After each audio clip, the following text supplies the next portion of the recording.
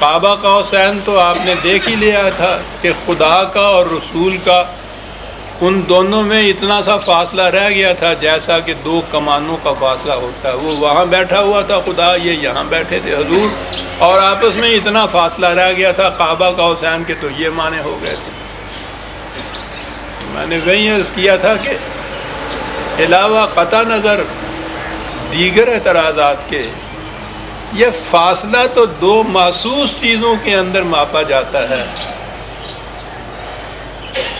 ایک طرف حضور تو تھے بجسد انصری، مان لیا جائے ان کے قول کے مطابق، وہ سامنے دوسری چیز جس سے فاصلہ ماپا جا رہا تھا وہ تو خدا تھا، تو وہ بھی ایک محسوس شے تھا جو فاصلہ ماپا جا رہا تھا، فاصلہ نہیں تھا.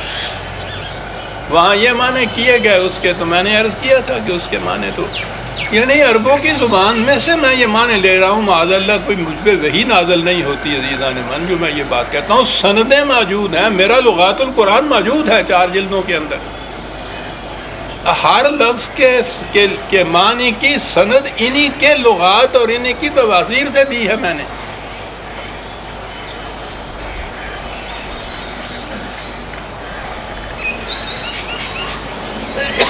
اگلی چیز اب آئی، وہاں خدا اور رسول کا تعلق تھا.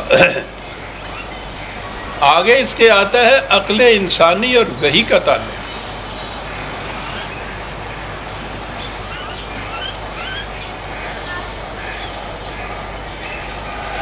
وحی کے سلسلے میں ایک تو یہ ہے کہ وہ سرچشمہ علم وحی جہاں سے ملتی تھی، جہاں جس طریق سے وہ حاصل ہوتی تھی، یہ چیز تو ایک نبی ہی جان سکتا تھا، انسان اسے جان نہیں سکتا، عقل انسانی اسے نہیں جان سکتی کہ وہ طریق کیا تھا. لیکن وحی کا جو متن تھا، جو ٹیکسٹ تھا، جو دوسروں تک پہنچایا جاتا تھا، وہ علم انسانی، عقل انسانی، شعور انسانی، بصیرت، فکر، تدبر کی روح سے سمجھ میں آتا تھا.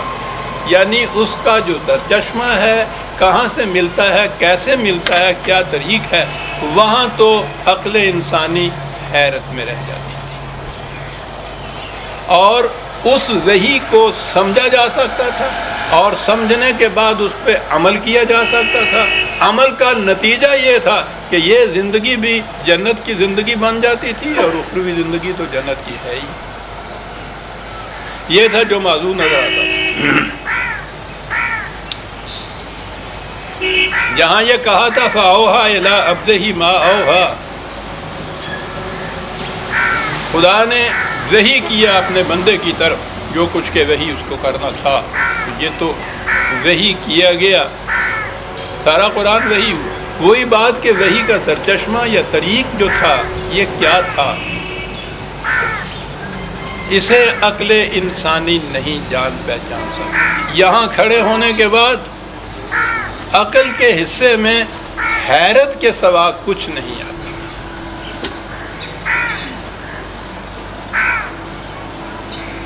انسانی نگاہ وہاں چکا چوند ہو جاتی ہے، نہیں سمجھ سکتی. اس لیے کہ انسان کے نزدیک جو علم کے ذرائع ہیں وہ سارے ہی محسوس ذرائع ہیں. یا کسی استاد سے پڑھے گا، یا کسی کتاب سے پڑھے گا، یا کسی سے سنے گا، یا سوچے گا، خود اپنی فکر ہوگی، یہ ساری چیزیں محسوسات کی ہیں. وحی ایک ایسا علم ہے کہ جو اس صاحب وحی کی فکر کا نتیجہ نہیں، کسی استاد سے نہیں پڑھا، کسی کتاب میں نہیں پڑھا، کسی سے سنا نہیں ہے، براہ راست خارج سے آبجیکٹیولی وہ علم اس کو حاصل ہو رہا ہے، جس علم کی مثال لانے سے ساری دنیا کے انسان عاجز اور قاصر رہ جاتے ہیں. یہ تو ایک عجیب قسم کا فنامنا تھا علم انسانی کا. یہ ذریعہ جو ہے عقل انسانی کے بس کی بات نہیں ہے. وہ سمجھ نہیں سکتی کہ اس طریق سے علم کیسے حاصل ہو سکتا ہے. یہ وہ مقام ہے کہ جہاں عقل انسانی کے لیے تحیر کے سوا کوئی شے نہیں ہے. حیرت کے سوا کوئی شے نہیں. اور عزیزان مان الفاظ ہیں عندہ سدرۃ المنتہا. ترجموں میں آپ تفسیروں میں دیکھیں گے تو لکھا ہوگا کہ وہاں ایک بیری کا درخت تھا اور بہت بڑا درخت تھا. معراج کی بات ہو رہی ہے نا اس آیت میں. خدا اور رسول کے درمیان دو کمانوں کا فاصلہ تھا اور وہاں ایک بیری کا درخت. یہ اس کی نشانی بتائی. میں کیا عرض کروں. عربوں کے ہاں گرمی کے موسم میں صحرا میں تنہا وہ کھڑا ہے سفر کرنے والا. سخت تمازت ہے, بگولوں کی لپٹیں ہیں, شعلے اٹھ رہے ہیں صحرا سے دور دور تک. ہم نے تو کبھی صحرا میں گرمی دیکھی نہیں ہے. فضا ساری لپکتی کانپتی نظر آتی ہے اس کے اندر, لہریں اٹھتی نظر آتی ہیں اس کے اندر, ہوش گم ہو جاتا ہے. انسان کی آنکھ جو ہے عاجز آ جاتی, صاف دکھائی نہیں دیتا, چکا چوند ہو جاتی. وہاں مبہوت کھڑا ہو جاتا ہے انسان. حیرت کے سوا کچھ نہیں ہوتا, تحیر ہوتا ہے.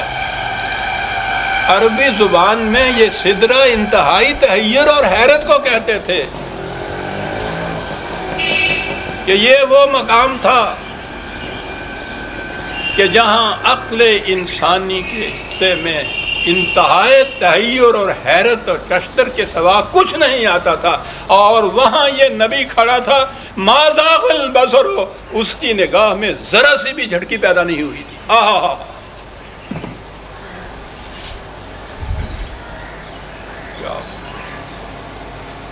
کیا عرض کروں, کیا کچھ کہہ جاتا ہے انسان.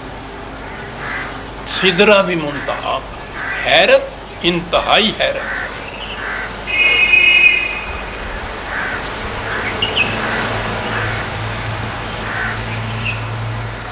مغرب کی عیسائیت نے پچھلی صدی تک یہ سمجھ لیجئے وہ جس قسم کا مذہب تھا اس کا تو اندازہ ہم خود آپ لگا رہے ہیں. ہمارے ہاں بھی تو مذہب کا جو اشاع ہو رہا ہے, یہ نوجوان طالب علم, نوجوان طبقہ, تعلیم یافتہ یوں کہیے, وہ اس سے برگشتہ ہو رہا ہے, متنفر ہو رہا ہے. آہستہ آہستہ ابھی اس کے دل کے اندر گہرائیوں میں یہ چیزیں پرورش پا رہی ہیں. معاشرہ کے دباؤ کی وجہ سے ابھی وہ کھل کے زبان پہ نہیں لاتا. ذرا دباؤ ہٹے, آپ دیکھیے گا یہ سب کے سب برگشتہ نظر آئیں گے اسلام سے. عیسائیت کے ساتھ یہی ہوا یورپ کے اندر, وہ منکر ہو گئے. وہی کا انکار انہوں نے کر دیا. انہوں نے کہا ہم اس ذریعہ علم کو مانتے ہی نہیں. یہ تو انہوں نے ضرورت تو محسوس کی کہ ایک تنظیمی ضرورت ہے مذہب کی. وہ ان کے ہاں, میں نے شاید پہلے بھی بتایا تھا, تاریخ ان کے ہاں چلی تھی ہیومنزم کی, کہ بات تو ساری انسانی معاملات کے حل کرنے کی ہے. ریلیجن وداؤٹ ریولیشن, جولین ہیکسلی کی کتاب کا نام ہو گیا. وہ اس کا بڑا امام تھا کہ ٹھیک ہے مذہب کی تو ضرورت ہے لیکن وہی والی بات نہیں ہماری سمجھ میں آتی. وہ خالص عقل کی روح سے یہ چاہتے تھے معاملات کا حل. وہ رد عمل تھا اس مذہب کا جو وہاں عیسائیت نے ان کے سامنے پیش کیا تھا. زیادہ عرصہ گزرنے نہیں پایا, ہماری اس صدی کے اندر انہی کے ہاں کے مذہب پرست طبقہ کا ذکر نہیں میں کر رہا, بڑے بڑے سائنٹسٹ, بڑے بڑے فلاسفر, بڑے بڑے مورخ, وہ خود اس مقام پہ پہنچے ہیں کہ تنہا عقل انسانی کے ذریعے انسانی معاملات کا حل نہیں مل سکتا. اس کے لیے وحی کی ضرورت ہے. اتنا وقت تو نہیں میں تفصیل سے ان کے اقوال پیش کروں. یہ میری کتاب ہے, اس کا نام ہے انسان نے کیا سوچا. میری مشکل یہ ہے